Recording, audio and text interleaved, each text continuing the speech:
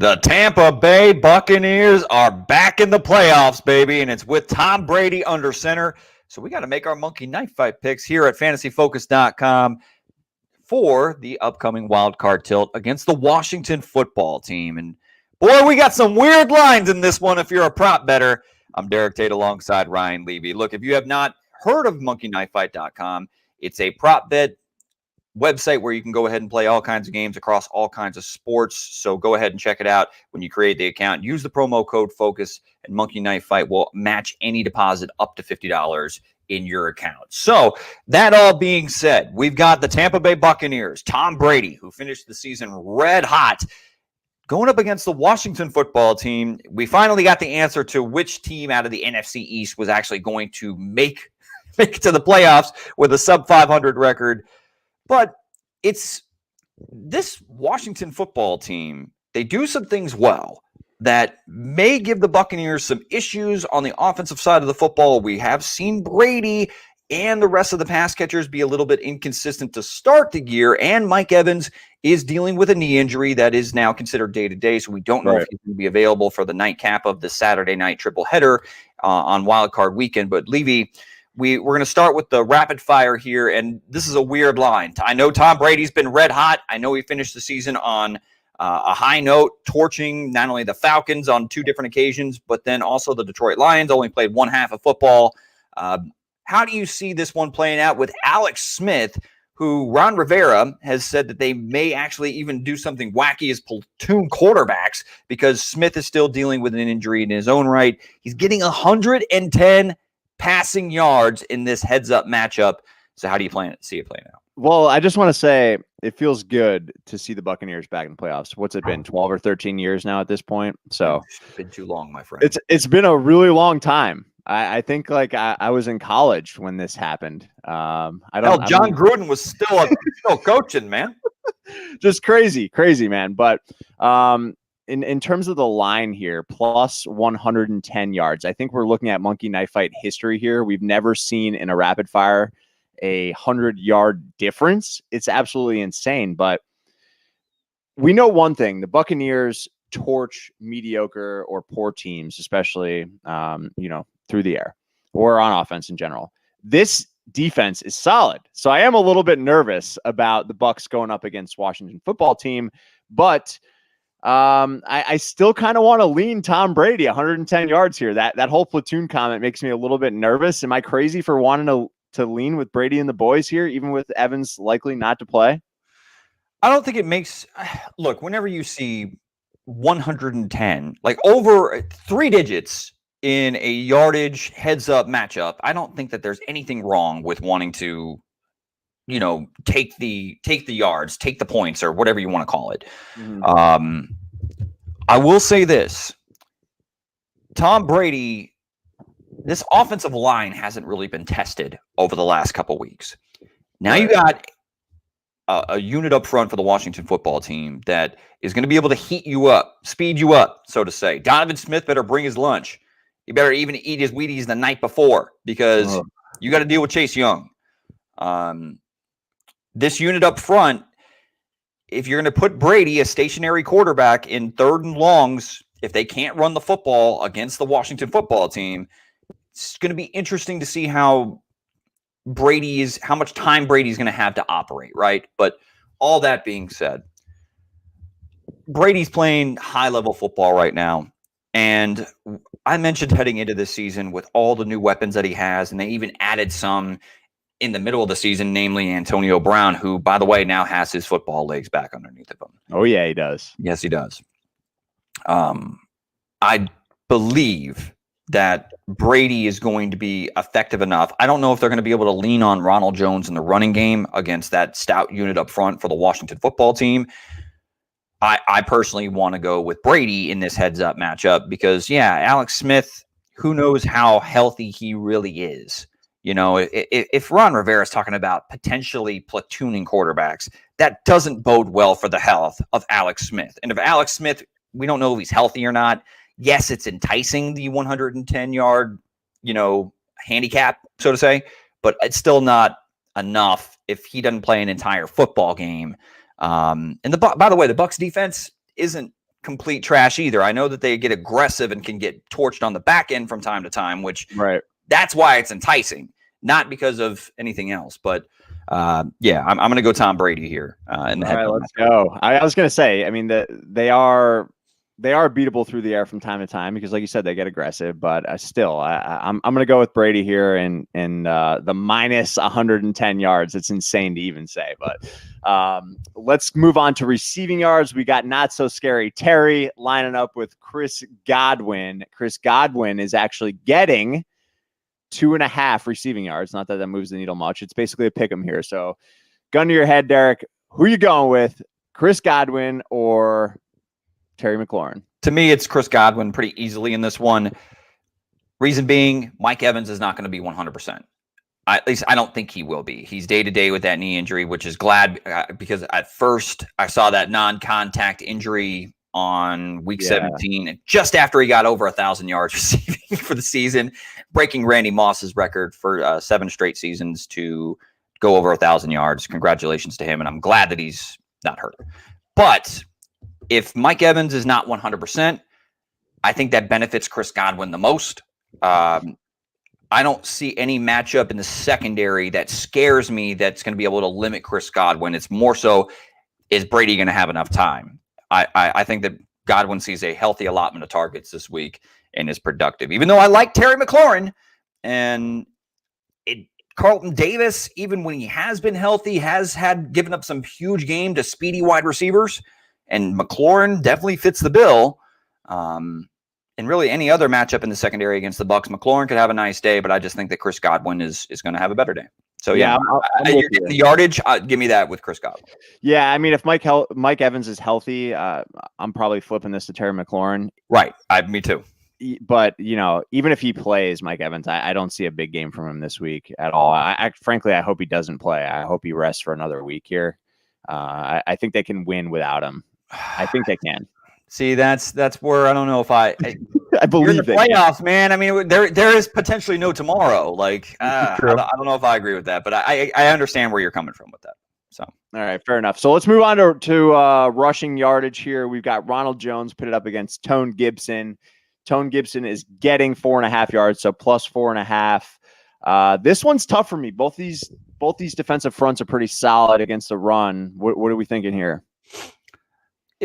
It's enticing to go Tone Gibson, but I'm going to go with Ronald Jones. Like you already mentioned, both teams are kind of stout against the run, or at least can slow down the running games considerably. But the Bucs have been consistently amongst the best run-stopping units, if not the best run-stopping unit in the entire league.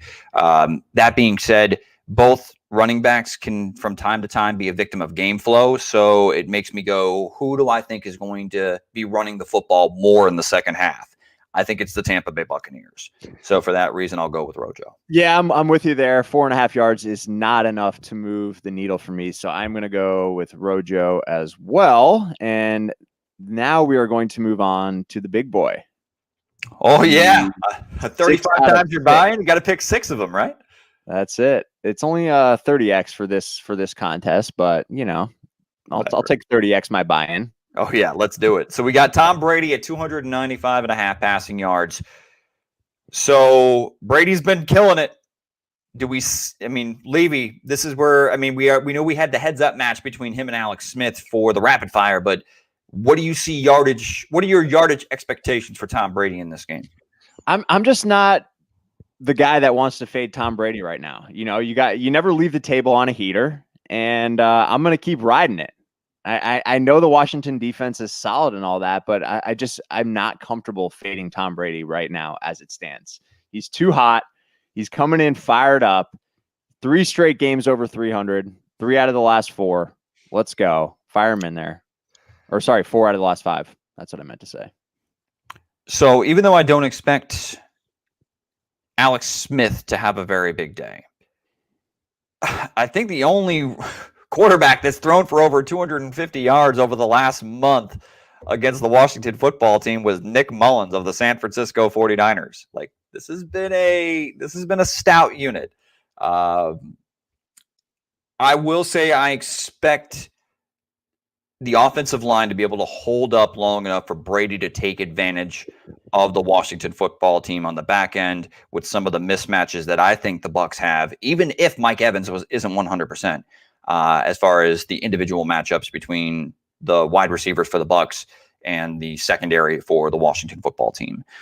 So I will go more on Tom Brady, even though that one's a little bit tricky. And with what we've seen from this Washington football team, it's hard to just say, oh yeah, they're gonna run ramshot over this unit. I don't think that's going to be the case at all. But I just don't know how effective Rojo is going to be, and if Rojo's not going to be super effective on the ground, they have to move the ball through the air. That's Tom Brady, and I expect Brady to do his thing and get this W for the Bucs.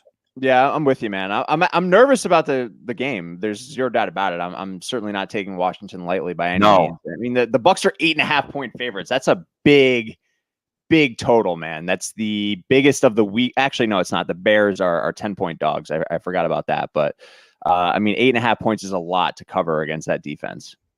Yeah, I think anybody that's overlooking the Washington football team is in for.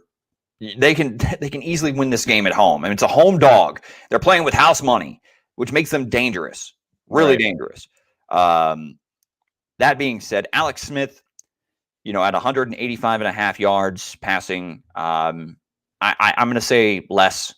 Even though I know the Bucs can get had, I just don't know how healthy Alex Smith is. That's really the biggest thing here.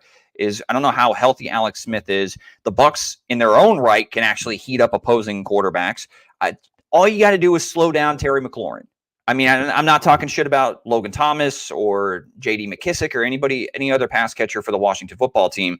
But McLaurin, if you can slow him down, you hopefully the Bucs defensive Todd Bowles has learned his lesson against Tyreek Hill that you just don't put Carlton Davis one-on-one and expect him to just lock down a speedy receiver. He's better against physical, more possession-based receivers than he is against speedy guys. So for me in particular, you do that, and I expect the Buccaneers to have some market success against Alex Smith. Well, speaking of, what do you think about Terry McLaurin's yardage total, 72.5? I actually think that it's the more. I just don't think anybody else is going to have a big day. Like, I really think that they keep everyone else in check. But McLaurin is going to probably have somewhere around 80, 90 yards. Yeah, he's probably going to approach 10 targets in this game. So I'm okay with that. I think he gets 80, 90 yards as well. I'm on board with that for sure. But I do like the less for Alex Smith for sure. Rojo 59.5. I kind of want to lean less on this one. It's a low number though.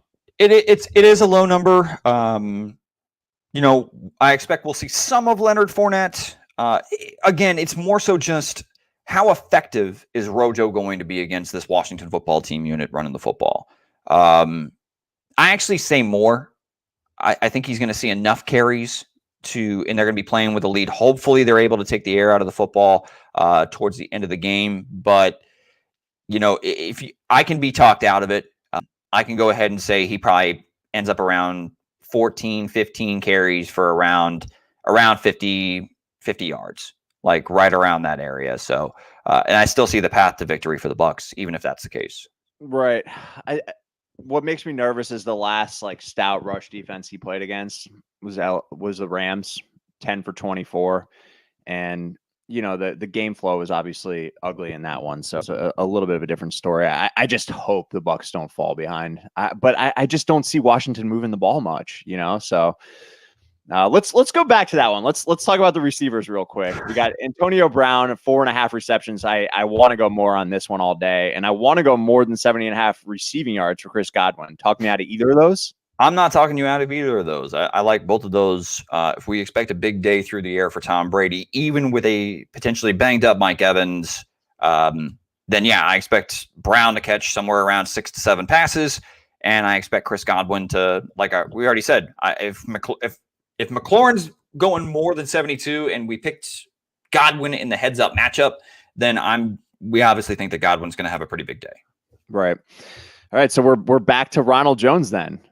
I'm throwing 5 on this one because it's Buccaneer morale, so we got to get this one right, Derek. I'm kind of with you in the sense that if the Bucs are playing from ahead here, it's one big run too. I mean, Rojo's a big play threat. I mean, that's what makes me a little uneasy by taking such a low yardage total and going the less. But hold on, don't go more. Don't go more, because I'm just thinking, like, do we really see the Buccaneers, going for over 400 yards of total offense against the Washington football team? I mean, we're already picking Brady to basically throw for 300 yards plus.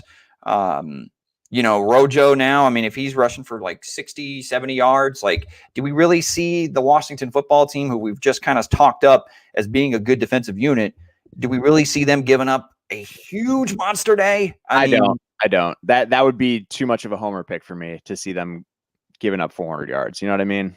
Like, I am a Bucs fan, but I'm trying to look at this through neutral glasses. So yeah, I'm glad you just talked me off the ledge. Yeah, the key here is the Bucs on pass protection. Are they gonna be able to hold up to let Brady continue to do his thing? Because this is a very, very, very talented unit up front, and I keep saying that, but it's the truth when it comes to the Washington football team. They kind of scare me as a Bucs fan. Like, they can make life uncomfortable for Tom Brady. That being said, this team has kind of gelled offensively at the right time down the stretch. So I have faith that they're going to be able to get the Buccaneers a victory and into the second round of the playoffs, and maybe a matchup between Rodgers and Brady in the second round, but we got to handle our business first against the Washington football team. Yeah, I'm with you there. Tim in the comments is with you as well. He says one big run from Rojo and it's over. So I am nervous, but I'm gonna believe in the Washington front there. I'm gonna go less. I'm putting 5 on it, dude. 5 to win 180. Come on, or 150. Sorry, I'm not very good at math. See, I think I don't know if Tim's got the football team to outright win this football game against the Bucs, or if he's got them against the spread, because it is kind of a high spread for the Bucs. What was it? 8.5 points? 8.5, and the over/under total is set at 45. So not too high. Not too high, but again, I just don't know if the Washington football team is going to be able to score with the Buccaneers. The one thing that makes me concerned, Chase Young. But you gave Brady Ball some bulletin board material. It's a rookie move, dude. It's a rookie move if I've ever seen one. But that's coming from the guy who I think can back it up, though. So it makes me a little bit nervous. We'll see, man. It's going to be fun just to see the Bucs back in the playoffs. As a Buccaneers fan, it's been a long road for both of us. A lot of rough years, to say the very least, since the turn of the century after the Super Bowl victory. So. But that being said, go Bucs. If you have not yet done so, go ahead and subscribe, as we're going to be breaking down our Monkey Knife Fight picks for all of the NFL Wildcard games here on Fantasy Focused. Click the little bell so you get a notification whenever we do drop a new live video. Also, speaking of Monkey Knife Fight, go to monkeyknifefight.com. Just remember to use the promo code FOCUS when you make your first deposit, and Monkey Knife Fight will match it up to $50 into your account. So until next time, go Bucs, Levy! Let's do it. Go Bucs. Fire the cannons. Fire the cannon. Touchdown, Tampa Bay. Until next time. Later.